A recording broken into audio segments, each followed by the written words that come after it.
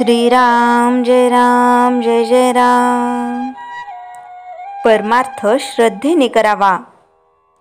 आपण मनुष्य जन्माला आलो ते भगवंत प्राप्ती करिताच आलो। आत्तापर्यंत मी पुष्कळ योनी हिंडलो। भगवंताने आता मनुष्य योनीत आणले। भगवंता आता नाही तुला विसरणार असे कबूल करूनही आपण जन्मास आलो नाही तर लगेच तू कोण असे म्हणू लागतो। संत आपल्याला तोच मी असे भगवंताजवळ कबूल करून आल्याची आठवण करून देतात। पण संतांनी जागे केले तरी आम्ही मात्र पुन्हा तोंडावर पांघरून ओढून घेतो। याला काय करावे? झोपेचे सोंग घेतलेल्याला जागे करणे कठीणच जाते। पुष्कळ तीर्थयात्रा केल्या पण होतो तसाच राहिलो। यात दोष गंगेचा का माझा? गंगेच्या काठी कितीतरी लोक येतात, स्नान करतात, पूजा अर्चा करतात। मग हे कलियुग आहे असे कसे म्हणावे असे एकाने म्हटले। त्यावर दुसरा म्हणाला, याचे प्रत्यंतर समोरच दाखवतो। समोर एक रक्तपिती माणूस बसला आहे। त्याला जो पापी नसेल त्याने कवटाळावे म्हणजे त्याची रक्तपिती जाईल। पण एवढे होईल की जर कवटाळणारा पापी असेल तर त्याला त्या माणसाची रक्तपिती होईल असे समजल्यावर जो तो हळूहळू तिथून पसार होऊ लागला। म्हणजे एवढे नेमनिष्ठ विद्वान गंगामाईचे रोज स्नान करणारे तरी आपले अंतःकरण शुद्ध झाले आहे असे त्या कुणालाच वाटले नाही। तेवढ्यात वऱ्हाडकडला एक गरीब शेतकरी घोंगडी पांघरून हातातली काठी टेकीत टेकीत येत होता। त्याची निष्ठाच अशी की गंगेत स्नान केले की सर्व पापे नष्ट होतात।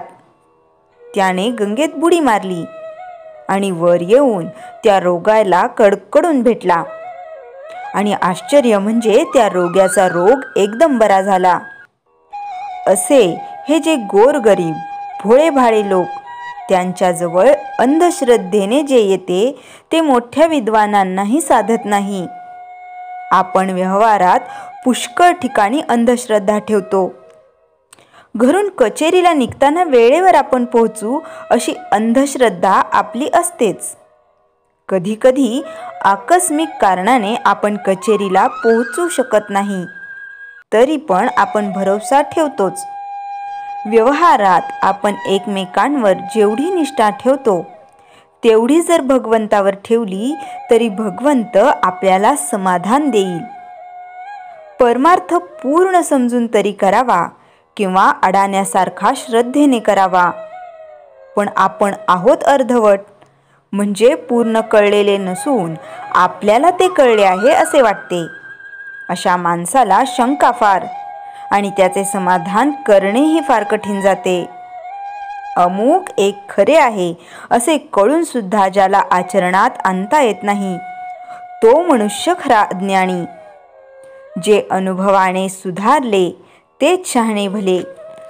श्रीराम जय जय राम।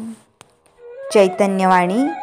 परमार्थामध्ये अंधश्रद्धेची मुळीच गरज नाही पण तेथे श्रद्धेशिवाय मुळीच चालायचे नाही। श्रीराम जय जय राम। श्रीमणाचे श्लोक 29 निरूपण। पदी राघवाचे सदा ब्रीद गाजे बले भक्तरिपू शिरीकांबी वाजे पुरी वाईली सर्व जेने विमानी नुपेक्षी कदा रामदासाभिमानी। पदी राघवाचे सदा ब्रीज गाजे। ब्रीद म्हणजे काय? बाणा, वसा, प्रतिज्ञा। श्रीरामांची प्रतिज्ञा कशाची होती तर भक्त उद्धाराची, भक्त संरक्षणाची। हे रक्षण दोन प्रकारे। एक, जो कोणी भक्तांचा सज्जनाचा छळ करेल त्या दुर्जनांचा नाश करणे। करी दुर्जनांचा संहार भक्तजनांसी आधार ऐसा हा तो चमत्कार रोकडा चाले।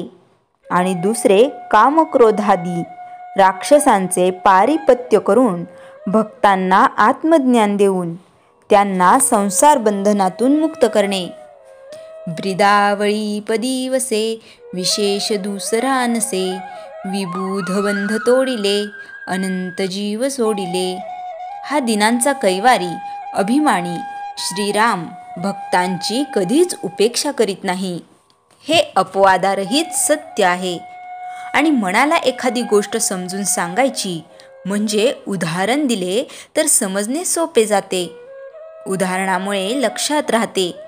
म्हणूनच भक्तीची सत्यता पटण्यासाठी, श्रद्धा वाढवण्यासाठी, संशय न होण्यासाठी समर्थांनी रामायणाचे उदाहरण दिले आहे. रामायणात बालवयातच श्रीरामाने धनुष्याचा टणकतार करून दुष्टांचा संहार करून जनांचे रक्षण केले आहे, लोक भयमुक्त केले आहेत. आपल्या आईला प्रभू रामाचे वर्णन सांगताना समर्थ म्हणतात, रक्षी भक्त बिभीषण मारी रावण कुंभकर्ण, तोडी अमरांचे बंधन तेची भूतगे माय. स्वतःच्या सामर्थ्यातून प्रेममय आनंदमय अशा अयोध्या नगरीतील सर्व जनतेचा त्यांनी उद्धार केला आहे. तेव्हा अरे म्हणा, तुझ्या एकट्याची ते कसे उपेक्षा करतील. हे सांगून समर्थ प्रभू रामावरचा भक्तीवरचा आपला विश्वास दृढ करतात. लागो नेदी कष्ट आपुल्या दासासी, रामी रामदासी साहाकारी. जय जय रघुवीर समर्थ. श्रीराम जय राम जय जय राम. आपले सर्व व्यापित्व अनुभवास येणे हा ब्रह्म साक्षात्कार होय. परमात्म स्वरूप सर्व ठिकाणी अंतर्यामी रूपाने पसरलेले आहे, अर्थात ते आपल्यामध्ये देखील आहे. मूळच्या सर्वव्यापी स्वरूपाला मर्यादा पडून प्रत्येक जीवाच्या हृदयात ते मीपणाने प्रत्ययास येते. खऱ्या स्वरूपाचा विसर पडल्याने मी देहच आहे असा वेगळेपणा येऊन जीव सुखदुःख भोगतो. सुख आणि दुःख देणारे मन शांत झाले किंवा बाजूस सरले म्हणजे मी सर्वव्यापी ब्रह्मच आहे असा प्रत्यय येतो. जीवाचा शिव बनतो म्हणतात ते हेच होय. मूळ स्वरूपास विसर पडण्यास कारण होणारी काहीतरी शक्ती सृष्टीत वावरते. जीव आपल्या खऱ्या स्वरूपाकडे जाण्याचा प्रयत्न करू लागला म्हणजे ती शक्ती प्रतिबंध करते. तात्पर्य, कोणीही माणूस भगवंताकडे जाण्यासाठी धडपड करू लागला म्हणजे दृश्यावर असलेली त्याची आसक्ती त्याला मागे खेचते. पण जीवाची शक्ती खरी भगवंताची शक्ती असल्यामुळे तो निश्चयाने प्रयत्न करील तर आसक्तीचा जोर लटका पडेल. म्हणून अध्यात्म साधनामध्ये देहाच्या कृतीपेक्षा मनाच्या निश्चयाला फार महत्त्व आहे. निश्चयामध्ये उपासनेचे तेज असून अनिश्चितपणे पुष्कळ साधना करणाऱ्या माणसापेक्षा निश्चितपणे थोडी साधना करणारा केव्हाही श्रेष्ठ होय. अध्यात्म साधनेचा प्राण असलेला हा निश्चय संतांच्या कृपेने, सत्संगतीने, खोल विवेकाने किंवा निर्भय निरासक्तीने प्राप्त होतो. यापैकी ज्याला जे साधेल ते त्याने करावे. रामनाम सद्गुरूंच्या कृपेने आपल्या तोंडी येतं. श्री महाराज आपल्या हृदयात सद्गुरूची सचेतन मूर्ती स्थापन केल्यावर श्री महाराज दिवसभर सतत आपल्या सन्निध आहेत, आपल्याशी बोलत आहे. आपली प्रत्येक कृती ते पाहत आहेत, आपल्याला मार्गदर्शन करीत आहेत. आपली कृती बरोबर असली तर ते अनुमोदन देत आहेत. आपली कृती चुकीची असेल तर तसे सांगत आहेत. असा पक्का भाव म्हणजे मानसपूजा. ही भावना दिवसभर मनात धरून दिवसाचे सर्व व्यवहार सद्गुरूंना सांगून करावयाचे अशी सवय लावून घेणे आवश्यक आहे. दिवसभरात काही मनाविरुद्ध झालं तरी यात माझं काहीतरी कल्याणच सद्गुरू करीत आहेत असं वाटून घ्यावे. त्याने आपल्यातील दोष दर्शन होतं. मीपणा जातो. आपल्या देहाला काही त्रास होत असला तरी रामनाम घेणं चालू असावं. त्याने दुखण्याकडे लक्ष राहत नाही. हे रामनाम सद्गुरूंच्या कृपेने आपल्या तोंडी येतं. किंबहुना रामच त्याचं नाम घेतो हे सद्गुरूचं सांगणं संपूर्ण खरं आहे हे आपण अनुभवतो. संकलन डॉक्टर D.D. देशमुख, कामटेकर, पुणे. श्रीराम जय राम जय जय राम.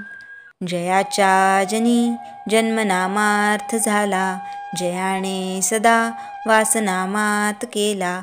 जयाच्या मुखी सर्वदा नाम कीर्ती, नमस्कार तया ब्रह्मचैतन्यमूर्ती. श्रीराम जय राम जय जय राम. जानकी जीवन स्मरण जय जय राम.